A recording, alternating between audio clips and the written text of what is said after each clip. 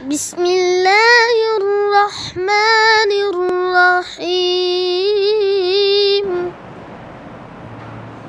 कुरान करीम में तस्मिया और तावुज़ के एतबार से कुल कितनी सूरतें बनती हैं? 6 सूरतें बनती है। 2 सूरतें मैंने आपको पढ़ा ली है। तीसरी सूरत है इब्तिदाई सूरत दरमियान तिलावत। तीसरी सूरत क्या है? इब्तिदाई सूरत दरमियान तिलावत, यानी तिलावत के दरमियान से सूरत शुरू करना। तिलावत के दरमियान से तिलावत के दरमियान में सूरत शुरू करना। बात समझ में आ रही है? नहीं, पीछे से तर्जुमा करो। तिलावत के दरमियान में सूरत शुरू करना, यानी आप एक सूरत पढ़ रहे हैं, पढ़ते पढ़ते पढ़ते वो सूरत ख़त्म हुई और दूसरी सूरत शुरू हुई। सही है? बात समझ में आ रही है? तो आप तो तिलावत पहले से करते हुए आ रहे हैं ना, तिलावत के दरमियान में क्या हुआ? दूसरी सूरत शुरू हो गई। तिलावत के दरमियान में दूसरी सूरत शुरू। बात समझ में आ रही है? तो यहाँ पर सिर्फ बिस्मिल्लाह का महल है। किसका महल है? इब्तिदाई तिलावत नहीं है। सही ना? तिलावत तो आप पहले से करते हुए आ रहे हैं। हाँ, यहाँ पर सिर्फ और सिर्फ जो बिस्मिल्लाह का महल है, यानी इब्तिदाई सूरत है। क्या है? इब्तिदाई सूरत है। सही है? हाँ, जैसे फंसुरना अलल कौमिल काफिरीन सूरह बकरा ख़त्म हुआ, हाँ, और फिर सूरह आले इमरान आप शुरू कर रहे हैं। हाँ, तो बिस्मिल्लाहिर्रहमानिर्रहीम अलिफ लाम मीम। बात समझ में आ रही है?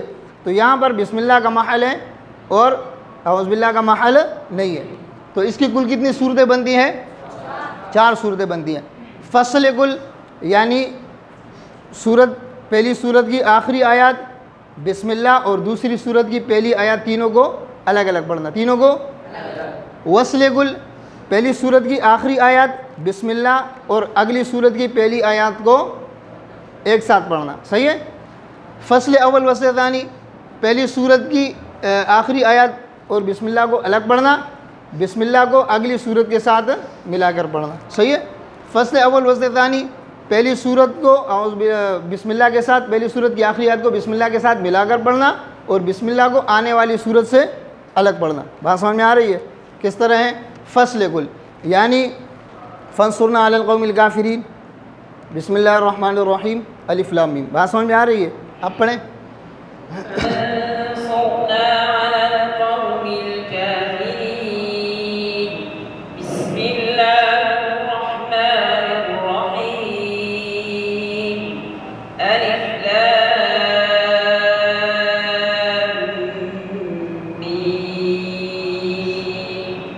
बात समझ में आ रही है? इसको क्या कहते हैं? फसल कुल। इसको क्या कहते हैं? फसल कुल। दूसरे हैं वस्ल कुल। दूसरा क्या है?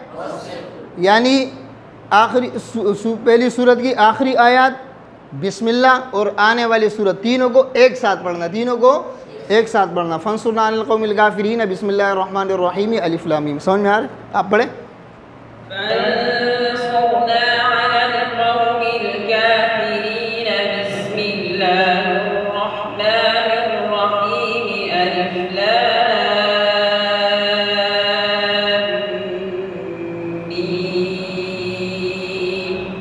समझ में आई ये बात? हाँ।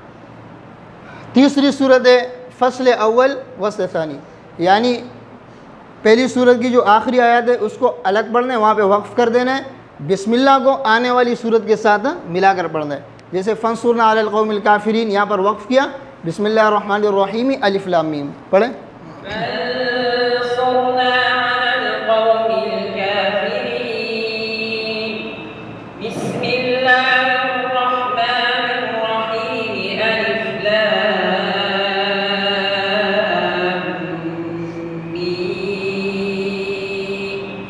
बात समझ में आ गई? इसके बाद चौथी सूरत है वस्ल अव्वल फसल तानी, यानी पहली सूरत की आखिरी आयत और बिस्मिल्लाह को एक साथ पढ़ना और अगली सूरत को बिस्मिल्लाह से अलग पढ़ना। अगली सूरत को बिस्मिल्लाह से अलग पढ़ना।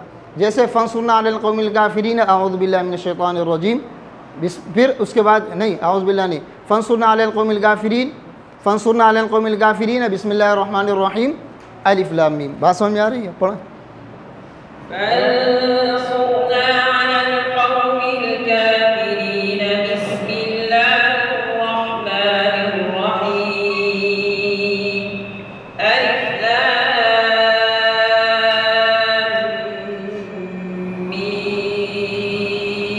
अब समझ में आई ये बात?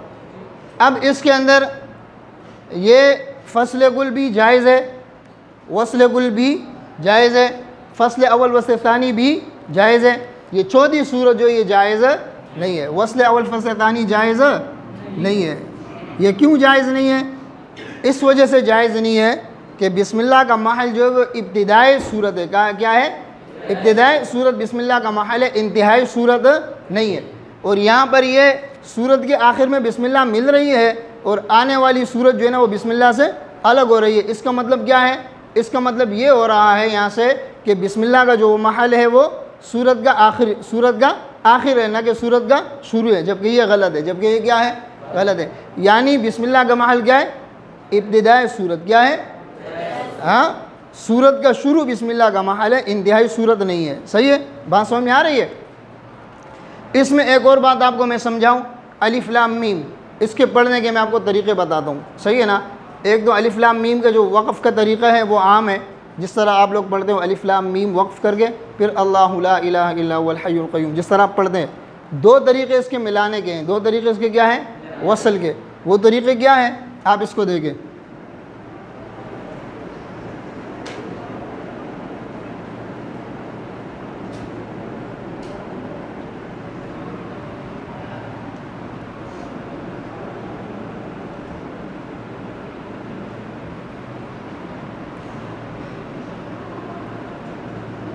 ये क्या है? अलिफ लाम मीम। समझ में आ रहा है? हाँ, आगे क्या है?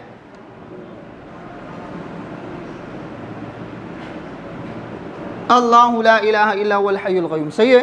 हाँ, ये मीम साकिन है ना? ये मीम क्या है? साकिन है।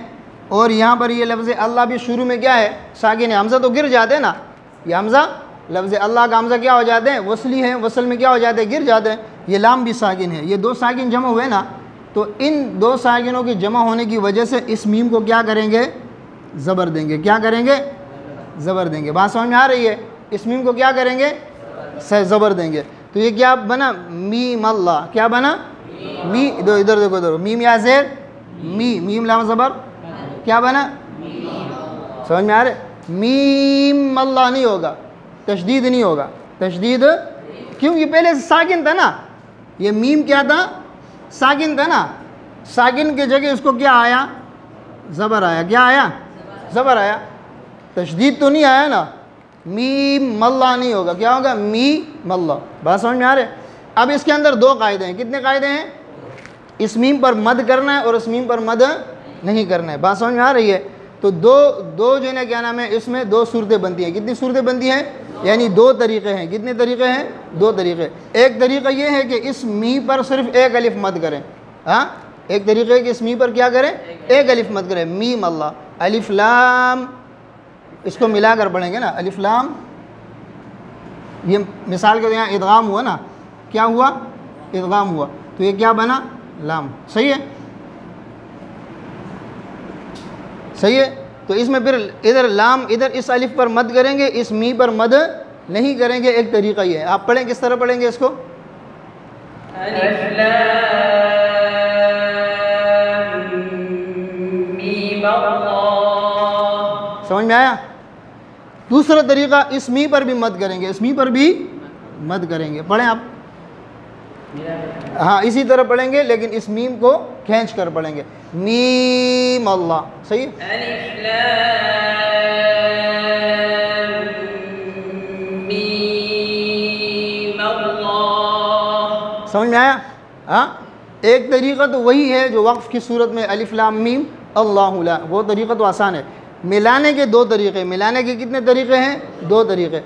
एक तरीक़े में मद करना है, एक में नहीं करना है। बात समझ में आ रही है कि नहीं आ रही है? ये मैं आपको बताता हूँ, मद क्यों करते और मद क्यों नहीं करते वो भी बताता हूँ आपको, लेकिन ये दो तरीक़े हैं। सही है? बात समझ में आ रही है? ये मीम के ऊपर ज़बर आया, बाज़ इसको मुशद्दद पढ़ते हैं, बाज़ इसको क्या पढ़ते हैं?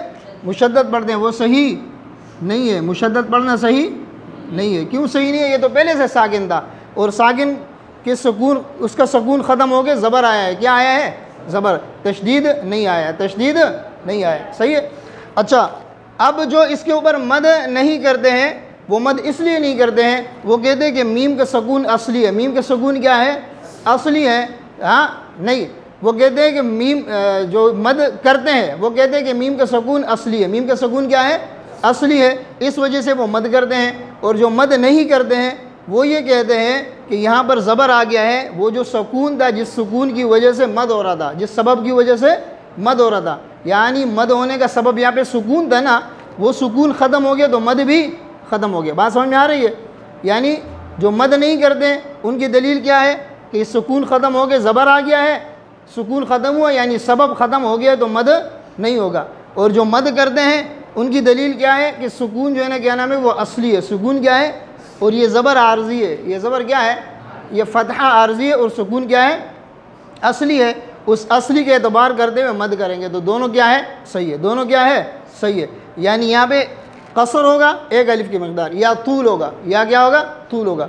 तवस्सुत जायज़ नहीं है। बाज़ों के सवाल करते हैं कि यहाँ पर तवस्सुत क्यों नहीं होते, तो ये बात आप जहन में रखें कि मद्द लाजिम के अंदर आइन मरियम और आइन शूरा यानी लीन लाजिम के अलावा बाकी तमाम लाजिम के अंदर क़िराआत सबा में, आशरा में, किसी भी रिवायत में इसमें तवस्सुत जायज़ नहीं है, सिर्फ तूल है। बात समझ में आ रही है? मद्द लाजिम में क्या है? सिर्फ तूल है, तवस्सुत जायज़ नहीं है। सही है। इसी तरह कसर भी जायज़ नहीं है। लेकिन यहाँ पर जो कसर हो रहा है उनकी दलील भी आपके सामने मैंने रखी, और जो तूल कर रहे हैं उनकी भी दलील आपके सामने रखी। बात समझ में आ गई है कि नहीं आई है? तवस्सुत नहीं होगा। तवस्सुत इसलिए नहीं होगा कि किसी भी रिवायत में मद्द लाजिम में तवस्सुत जायज़ नहीं है, आइन मरियम और आइन शूरा के अलावा, यानी लीन लाजिम के अलावा, लीन लाजिम के अलावा उसमें तवस्सुत भी जायज़ है। सही है। इतना सबक काफ़ी है।